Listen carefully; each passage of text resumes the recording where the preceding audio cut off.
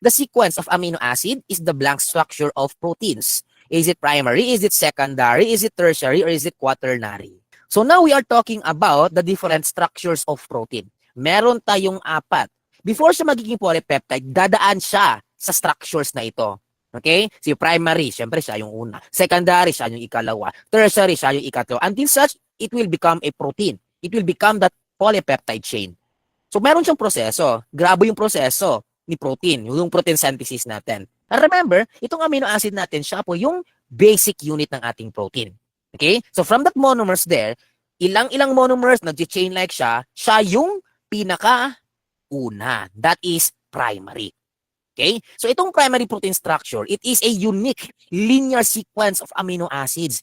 So ano yung nagpapalink sa kanila? Yung mga peptide bonds. Again, basta amino acid, basta protein, ang nagpapalink sa kanila ay peptide bonds. So itong sequence na ito, ang pagsisequence niya, very precise talaga, on which we can actually determine the genetic code.